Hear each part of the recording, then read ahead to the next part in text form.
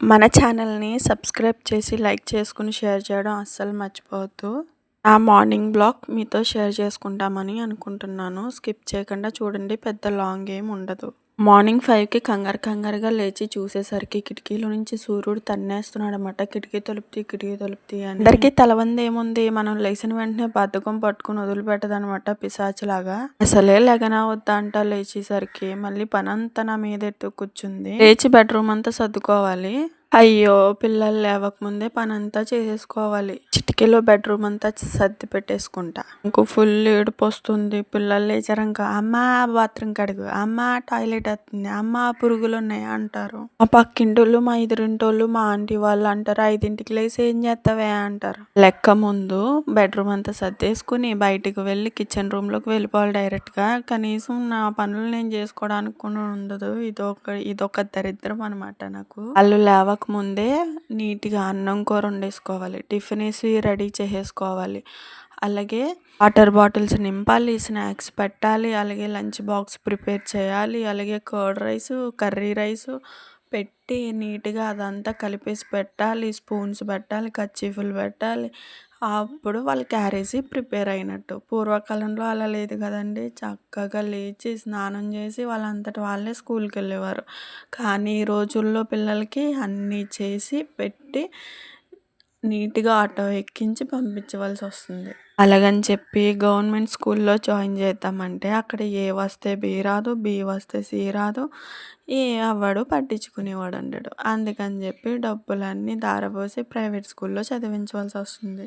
అసలు నా జుట్టుకి ఒక హిస్టరీ ఉందండోయ్. చిన్నప్పుడు చెవికి దెబ్బ తగలడం వల్ల చెవి ఆపరేషన్ అయితే జరిగింది. అసలు ఆపరేషన్ చేసినప్పుడు నా జుట్టు అంతా కట్ చేస్తారు. చెవు దగ్గర నుంచి కింద కూడా కట్ చేస్తారు. అసలు జుట్టుతో పని లేకపోయినా సరే జుట్టు అంతా కట్ చేయడం వల్ల జుట్టు అంతా ఊడిపోయింది. అసలు నాకు జుట్టు అంటే పిచ్చి ఎక్కువ. కానీ జుట్టు అంతా ఊడిపోవడం వల్ల చాలా బాధపడతా ఉన్నాను. పొద్దున్నే బ్రష్ చేయకపోతే ఏమీ తినాలి అనిపించదు, తినకూడదు కూడా అని.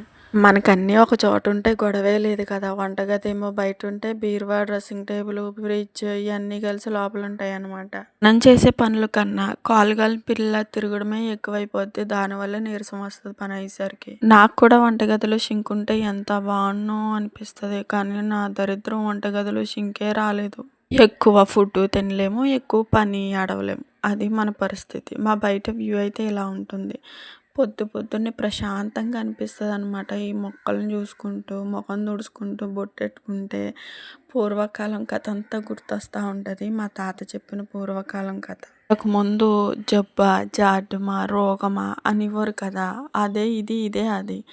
ఏబిసిడి జ్యూస్ అదేనండి. టమోటా, క్యారెట్, కీరా, బీట్రూట్, అలాగే టేస్ట్ కోసం కొన్ని గ్రేప్స్ కూడా వేసుకుంటాను నేను. లేదంటే తాగలేమనమాట. కషాయంలా ఉంటుంది. అది కూడా కీరా వల్ల అలా చేదుగా అనిపిస్తుంది. కీరా వేసుకోకపోతే బాగుంటుంది. కానీ కీరా వేసుకోవడం వల్ల మన కడుపులో ఉన్న వెంట్రుకలన్నీ బయటకు వచ్చేస్తాయి అన్నమాట. బీట్రూట్ అయితే తాగేశాను. నాకు చేదు అనిపించి వాంతి వచ్చినట్టు అనిపించింది. కానీ తాగండి మంచిది. ఇంకా నేనైతే కడుగుడు స్టార్ట్ చేశాను. పప్పు కడుగుడు. నాకు పిల్లలు గారెలేయమని చెప్పడం వల్ల నేనైతే పప్పు నానబెట్టాను. నేనైతే పొట్టున్న పప్పు అస్సలు తీసుకోను అనమాట. నేను గుళ్ళు తీసుకున్నాను. తిరుగుడని చెప్పాను కదా, వంటగదిలో నుంచి బయటికి తీసుకురావాలి. ఇక్కడైతే సెట్ చేస్తున్నాను అనమాట. ఈ పైన అది పెట్టుకుని టైట్ చేసుకోకపోతే పప్పు అయితే గ్రైండ్ అవ్వదు. గ్రైండ్ అసలు మనం ఎంతసేపు ఉన్నా సరే మెత్తగా అవ్వదు అనమాట. అది తిప్పుకుంటేనే మనకు గ్రైండ్ అవుతుంది. నేను పప్పు వేసేసుకొని గ్యాస్ మీద అయితే నైట్ మిగిలిన బంగాళదుంప కుర్మాని ఫ్రై చేస్తున్నాను. మళ్ళీ కొంచెం ఫ్రై చేసుకుని దాన్ని తినేస్తున్నాను అనమాట. నైట్ గిన్నెలన్నీ కూడా తీసేసి బయట వేసేసుకోవాలి. మళ్ళీ బయట కూడా కొంచెం దూరమే వెళ్ళాలన్నమాట. నాకైతే చక్కగా అన్నీ అటాచ్ ఉంటే ఎంత ఇష్టమో. కాకపోతే నాకు అటాచ్ అయితే ఏది కూడా లేదు. ఉన్నది చిన్న వంటగది అయినా సరే నాకు నీట్గా ఉండాలన్నమాట. ఎక్కడ వస్తువులు అక్కడ ఉండాలి. ఒక వరుస క్రమంలో అన్నీ పెట్టేసుకుంటాను. అంటే స్టీల్ ఒక దగ్గర, ప్లాస్టిక్ అన్న ఒక దగ్గర, పప్పులు ఉప్పులు అన్న ఒక దగ్గర అలా పెట్టేసుకుంటాను అనమాట. నాకు అలాగైతే గుర్తుంటుందని చెప్పి పేర్లు కూడా రాసేసుకున్నా. బియ్యం అయితే పోసేసుకుని కడిగేసుకున్నాను. మ్యాక్సిమం మేమిద్దరం పెద్దోళ్ళు, 2 చిన్నపిల్లలు కాబట్టి తవలో సగం బియ్యం కూడా ఎక్కువ. తవుడు కొన్ని బియ్యం అయితే సరిపోతుంది. ఆ రోజు నేను బీరకాయ కూర వండాను. మార్నింగ్ బీరకాయ అంటేనే నా శత్రువు అనమాట. ప్రెగ్నెన్సీలోని అయ్య బాబోయ్, డెలివరీ అయిన తర్వాత 5 నెలలు ఇదే కూర అనమాట. నాకు ఎక్కువ శాతంలో ఈ కూర నన్ను విడిచిపెట్టదనమాట. ఏ ఆపరేషన్ జరిగినా ఇది మాత్రం కన్ఫర్మ్ జీలకర్ర ఎక్కువేసేసి అయ్యో బాబోయ్! వాంతి అయిపోయినట్టు ఉంటది. ఇది నా శత్రువు. ఇదొకటి తోటకూర, చారు నేను ఎక్కువ శాతంలో అసలు ఎట్టి పరిస్థితుల దగ్గరికి రానివ్వను. పొద్దున్న ఈ కూర వండాను కాబట్టి సాయంత్రం చికెన్ వండాను. ఎందుకంటే మా ఆయనకి నా మీద ప్రేమ పొంగిపోద్దనమాట. నేను తిన్న కాబట్టి. నేనైతే ఆ రోజు గారెలు తిని దాంతో సరిపెట్టేసాను. ఇంకా నైటే తిన్నాననమాట అన్నం. ఇంక ఇక్కడ కూర కూడా అయిపోతూ ఉంది. అన్నం అయిపోయింది, కూర అయిపోతుంది. ఇల్లంతా చిందరబందర అయిపోద్దనమాట పిల్లలు వెళ్ళేసరికి. నీట్‌గా అన్నీ సర్ది పెట్టేసుకొని లోపల నుంచి సర్దుకుంటూ వస్తాను.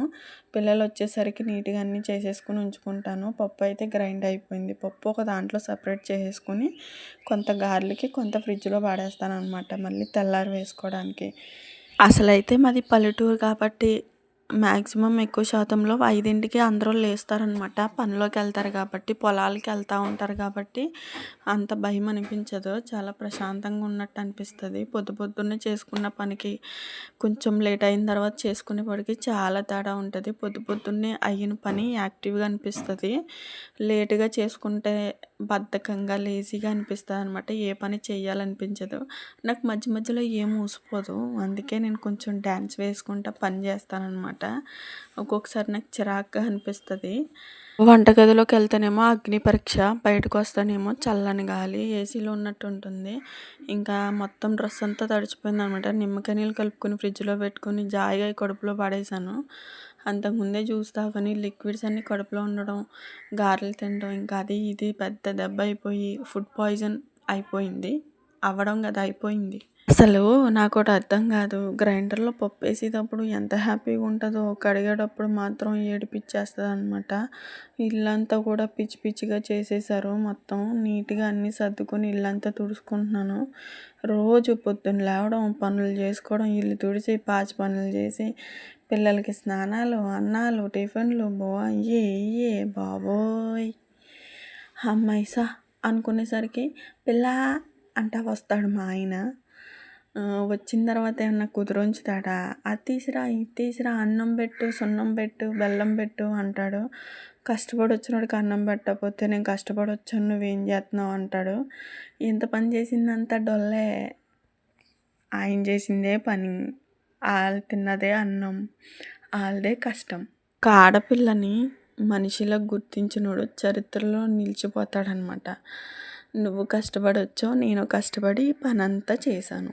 అలాంటప్పుడు నేను షేర్ చేసుకోవాలి కదా ఆ పని. భోజనం దగ్గర కూర్చున్నామంటే అన్నీ ప్రిపేర్ చేసి పెట్టాలి. అవునా కదా? మరి మీరేం చేస్తారు? కూర్చొని పిల్ల పిల్ల పిల్ల పుల్ల అంటారా? అసలు అనవలసింది భర్తను కాదండి బాబు. ఈ పని కనిపెట్టినోడిని ఒంగోబెట్టి గబు గబు గబు గుద్దుతూనే ఉండాలి. బయట నుంచొని మా పిల్లలు సొబ్బంతా కరగబెట్టేస్తున్నారనమాట. మన పని మొక్కలు చూసుకొని మురుసుకోవడం, ఈ ఉయ్యాల్లో కూర్చొని ఊగడం, చల్లని గాలి తాగడం చాలా ప్రశాంతంగా అనిపిస్తది. ప్రశాంతంగా కూర్చోవాలనిపిస్తది కానీ కుదరదు.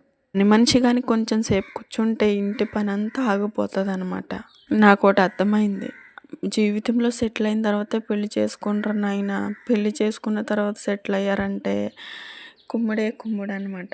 అవ్వ కావాలా, బువ్వ కావాలా అంటే అవ్వ, బువ్వ కూడా కావాలి అంటాము ఆడపిల్లలు. పెళ్లి కావాలా, చదువు కావాలా అంటే పెళ్ళే కావాలి అంటాం. పెళ్ళయిన తర్వాత పని మనుషులు, బానిసత్వం తప్పదు. చెప్పిందే రైట్. వాళ్ళు చెప్పినట్టే ఉండాలి. వాళ్ళకి బానిసలుగా ఉండాలి. నువ్వు అది వేసుకోకు, ఇది వేసుకోకు. ఇదే లైఫ్, ఆడపిల్ల జీవితం. మనకి పనంతా అయిపోయిందని అమ్మాయిసా అనుకోవడానికి లేదు. అమ్మ చట్నీ కావాలి లేదంటే టిఫిన్ చేయమన్నారు మా పిల్లలు. ఇంక అందుకే చట్నీ చేస్తున్నాను. చట్నీ అయితే పల్లీ చట్నీ గారెలోకి కాంబినేషన్. అలా చూస్తూ వెళ్ళిపోతే ప్లీజ్ సబ్స్క్రైబ్ చేసుకుని, లైక్ చేసుకుని, షేర్ చేయొచ్చు కదా. Okay bye. నెక్స్ట్ బ్లాగ్లో కలుద్దాం.